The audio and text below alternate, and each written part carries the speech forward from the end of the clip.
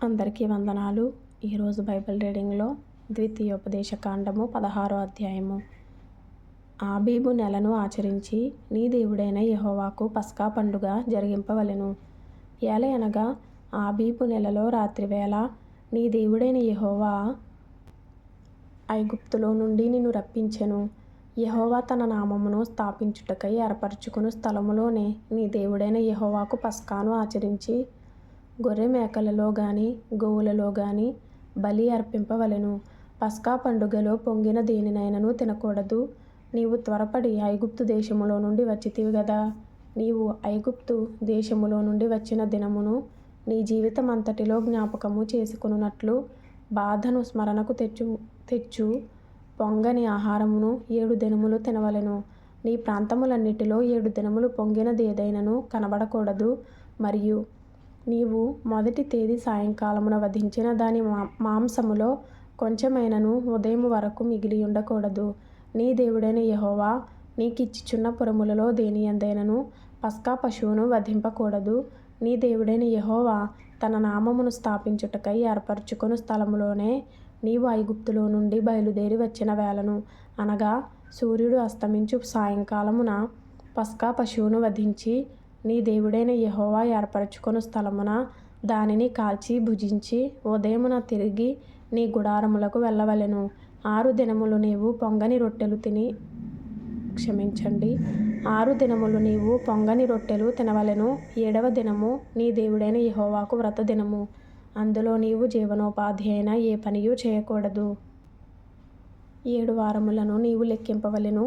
పంట చేనిపై నీ కొడవలి మొదట వేసినది మొదలుకొని 7 వారములను లెక్కించి నీ దేవుడైన యెహోవాకు వారముల పండుగ ఆచరించుటకై నీ చేతనైనంత స్వేచ్ఛార్పణమును సిద్ధపరచవలెను. నీ దేవుడైన యెహోవా నిన్ను ఆశీర్వదించిన కొలది దానినియ్యవలెను.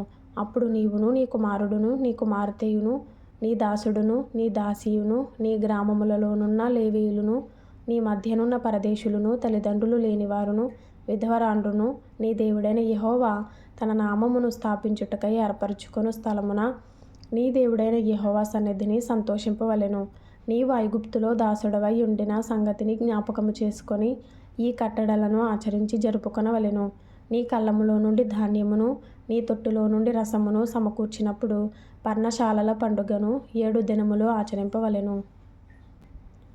ఈ పండుగలో నీవును నీ కుమారుడును నీ కుమార్తెయును నీ దాసుడును నీ దాసియును నీ గ్రామములలోనున్న లేవీయులును పరదేశులును తల్లిదండ్రులు లేనివారును విధవరాండ్రును సంతోషింపవలెను. నీ దేవుడైన యెహోవా నీ రాబడి అంతటిలోనూ నీ చేతి పనులన్నిటిలోనూ నిన్ను ఆశీర్వదించును గనుక యెహోవా ఏర్పరచుకొను స్థలమున నీ దేవుడైన యెహోవాకు 7 దినములు పండుగ చేయవలెను.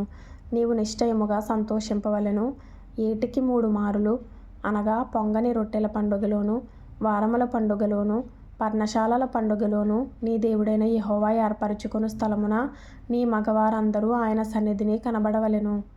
వారు వట్టి చేతులతో యెహోవా సన్నిధిని కనబడక నీ దేవుడైన యెహోవా నీకనుగ్రహించిన దీవెన చొప్పున ప్రతివాడును తన శక్తి కొలది ఇయ్యవలెను. నీ దేవుడైన యెహోవా నీకిచ్చుచున్న నీ గ్రామములన్నిటను నీ గోత్రములకు న్యాయాధిపతులను నాయకులను నీవు ఏర్పరచుకొనవలెను. వారు న్యాయమును బట్టి జనులకు తీర్పు తీర్చవలెను.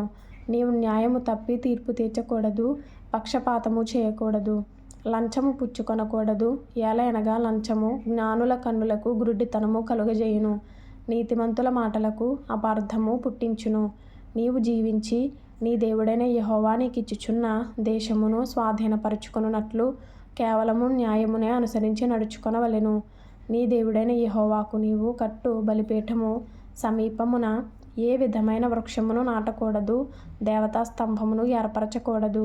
నీ దేవుడైన యెహోవా విగ్రహమును ద్వేషించువాడు గనుక నీవు ఏ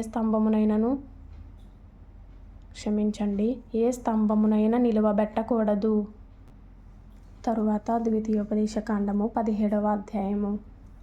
నీవు కళంకమైనను మరి ఏ అవలక్షణమైనను గల ఎద్దునే గాని గొర్రె మేకలనే గాని నీ దేవుడైన యెహోవాకు బలిగా అర్పింపకూడదు. అది నీ దేవుడైన యెహోవాకు హేయము.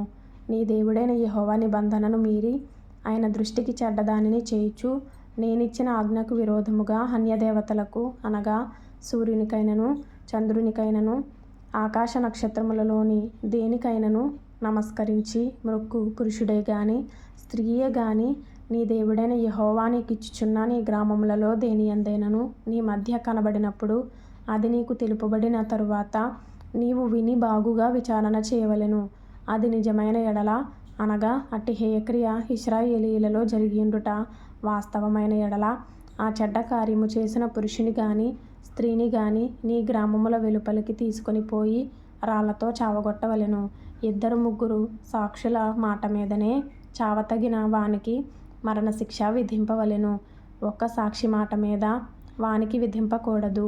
వాని చంపుటకు మొదట సాక్షులను తరువాత జనులందరూ వాని మీద చేతులు వేయవలెను. అట్లు నీ మధ్య నుండి ఆ చెడుతనమును పరిహరింపవలెను. హత్యకు హత్యకు వ్యాజ్యమునకు వ్యాజ్యమునకు దెబ్బకు దెబ్బకు నీ గ్రామములో వివాదములు పుట్టగా వేటి భేదము కనుగొనుటకు నీకు సాధ్యము కాని ఎడల నీవు లేచి నీ దేవుడైన యెహోవా ఏర్పరచుకొను స్థలమునకు వెళ్ళి యాజకులైన లేవీయులను ఆ దినములలో నుండు న్యాయాధిపతిని విచారింపవలెను. వారు దానికి తగిన తీర్పు నీకు తెలియజెప్పుదురు. యెహోవా ఏర్పరచుకొను స్థలమున వారు నీకు తెలుపు తీర్పు చొప్పున నీవు జరిగించి వారు నీకు తేటపరచు అన్నిటి చొప్పున తీర్పు తీర్చుటకు జాగ్రత్త పడవలెను. వారు నీకు తేటపరచు భావము చొప్పునను వారు నీతో చెప్పు తీర్పు చొప్పునను నీవు తీర్చవలెను. వారు నీకు తెలుపు మాట నుండి కుడికి గాని ఎడమకు గాని నీవు తిరగకూడదు. మరియు నెవడైనను మూర్ఖించి అక్కడ నీ దేవుడైన యెహోవాకు పరిచర్య చేయుటకు నిలుచు యాజకుని మాటనే గాని ఆ న్యాయాధిపతి మాటనే గాని విననొల్లని ఎడల వాడు చావవలెను. అట్లు చెడుతనమును ఇశ్రాయేలీయులలో నుండి పరిహరింపవలెను. అప్పుడు జనులందరూ విని భయపడి మూర్ఖ వర్తనము విడిచిపెట్టెదరు. నీ దేవుడైన యెహోవా నీకిచ్చుచున్న దేశమున నీవు ప్రవేశించి దాని స్వాధీనపరచుకొని అందులో నివసించి నా చుట్టూనున్న సమస్త జనము వలె నా మీద రాజును నియమించుకొందుననుకొనిన ఎడల నీ దేవుడైన యెహోవా ఏర్పరచు వానిని అవశ్యముగా నీ మీద రాజుగా నియమించుకొనవలెను. నీ సహోదరులలోనే ఒకని నీ మీద రాజుగా నియమించుకొనవలెను.